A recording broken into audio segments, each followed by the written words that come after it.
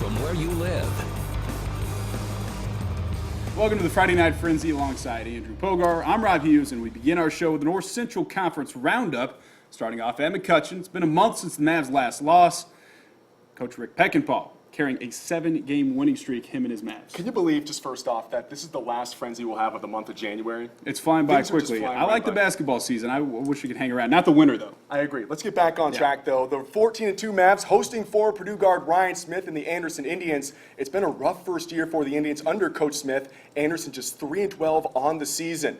37th year coaching for Rick Peckinpah at McCutcheon. As we said before, just the first season at Anderson for Ryan Smith. Smith's Indians facing Peckinpah's Mavs. First Anderson possession of the game. Jalen Roberson from downtown. Moments later, same player, same result. Roberson buries the 3-ball. Jalen Roberson 6, McCutcheon 0. Then off the steal, it's a bird, it's a plane. It's Marquavius Beverly throwing it down. It's 8-0 Anderson. Coach P, he's fuming. But it's a game of runs, and McCutcheon makes theirs. Darnell Butler gets to the rim for 2, while the Indians led 32-30 at the half. The Mavs got it going in the third.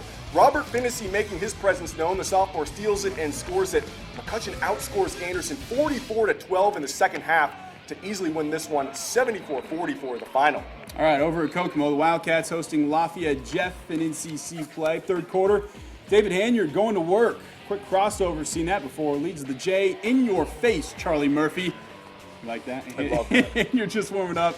I can't take credit for that one. Jeff's Cortez Buckner gets in between 4 cats. Sweet bounce pass down low to Danny Isbell, who finishes there. Nice play from the Broncos. The Broncos now going off one of the mini Collins to put on a Jeff jersey. Darian blows by his guy, scores with a double pump, takes the tumble. Fourth quarter now, Broncos starting to build a lead. Buckner, acrobatic kick out to Hanyard. He buries the triple. The bench comes alive as Jeff takes an 8-point lead. Now Kokomo putting on the press. Buckner drives baseline and loses the ball, but Keaton Schreckengas in the right place, right time for the and-one finish. Lafayette Jeff wins 67-63. At Logansport, the Berries look to get back on the winning track against the Marion Giants. In the first quarter, Sam Skaggs gets the Berries on the board with a deep 3, but they still trail. Logansport stepped up the defense too as Matt Jennings gets the steal. He's going to weave through some Giants and scoops a layup in. He was honored before the game for scoring over 1,000 career points. The Purdue band had the Berry Bulls sounding like Mackey Arena, but the Giants were still up. Off a miss, Reggie Jones gets the tap out and spins, dives, and dodges his way to the rack. Logansport wouldn't go away, though, as Jalen Attaway creates space for the step-back tray. Oh, man, I love this. The Berries will then swing it to the corner, and Attaway this time, he's going to fly in for the one-handed tip-in. Wait for it. There it is, but it would not be enough. Logansport drops its 5th straight. Marion wins 86-75. He dunks those. We take a long drive over to Wayne County, where the Richmond Red Devils hosting Harrison Raiders. Harrison's defense gets the rebound, starts fast break, finds number 12 Jack Matthew, and he's going to let it rip from behind the arc. 3-ball is good for Matthew. Now Richmond's offense works its way down the court. A lot of good ball movement going on as they look for the open man. They find Christian Harvey. He puts up a 3-ball, making it look easy for Richmond. Raiders coming right back.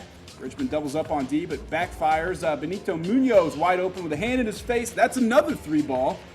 Now Richmond's Christian Harvey looking to extend the lead before the half. He passes it out, gets it back, and goes to the rim. He's fouled, but boy, is he pumped. And with the energy, Richmond goes on to defeat Harrison 51-38. Well, that does it for the first half of the Frenzy. 4 games down, but still 7 more to go. Coming up, we'll make stops at Gearin, Benton Central, Faith Christian, and Delphi. The Oracles desperate for a win, but so too the West Lafayette Red Devils. We'll tell you who picked up the much-needed victory when the Friday Night Frenzy continues after the break. Stay with us. We're back on the Frenzy, and we pick the action up in Carroll County. The Delphi Oracles hosting former conference foe West Lafayette. That's right. The Oracles looking to get back on track after a pair of lopsided losses to Winnemac and Lewis Cass, while Dave Wood's Red Devils have lost 3 straight, including a blowout defeat to North Montgomery on Tuesday. Coach Wood trying to keep his team focused as they start the second half, and West Lafayette's Knight Carlisle would answer the calls. He scoops up the loose ball, switches hands in the air to finish with left.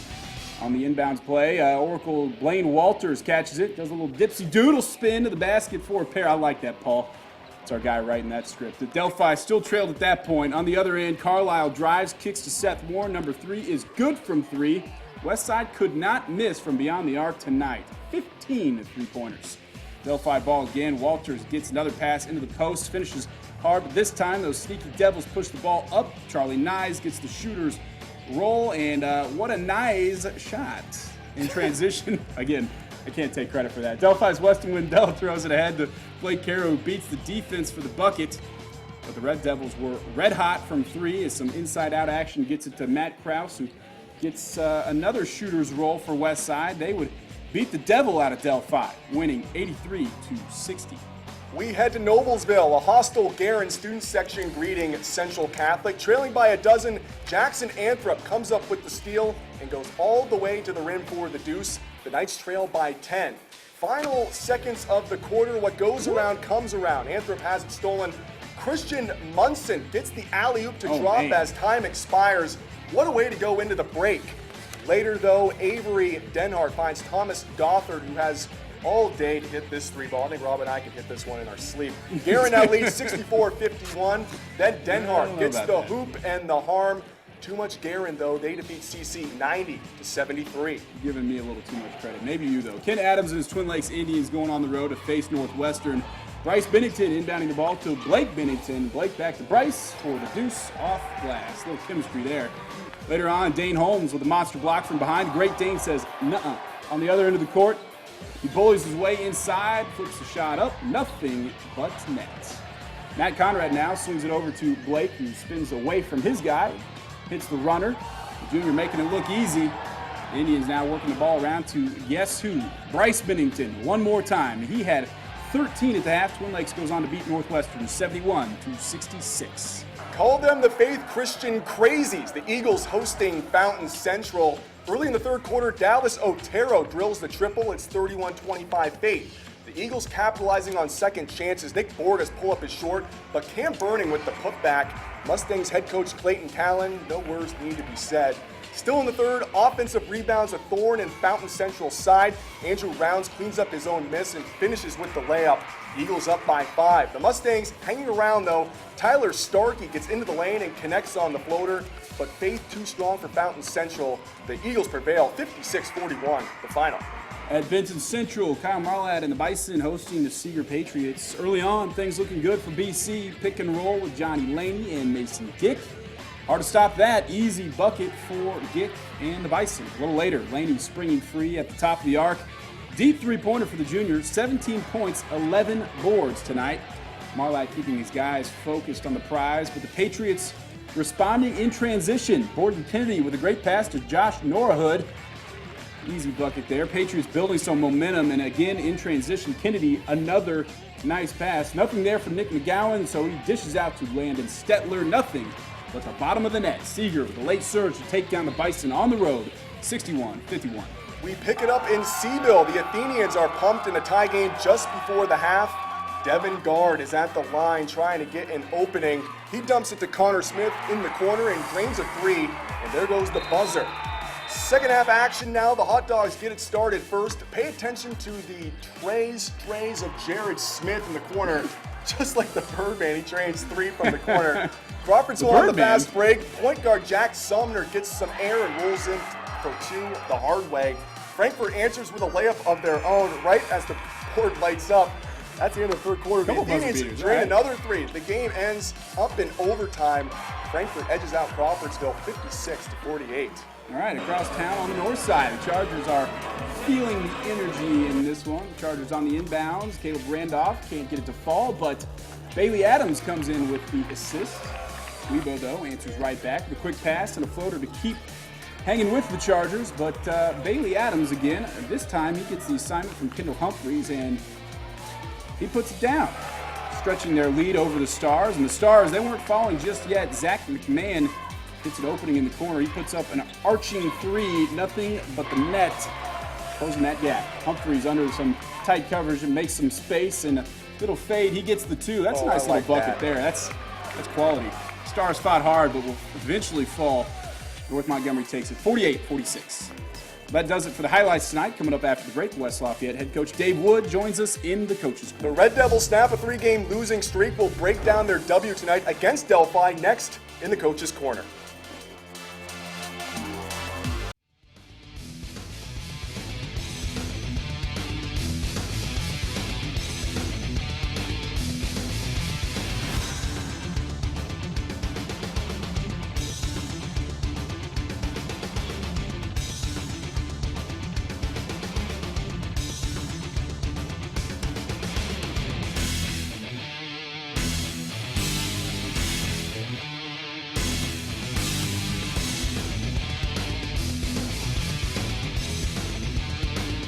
Welcome back to the Frenzy. Joining us tonight, West Lafayette head coach Dave Wood.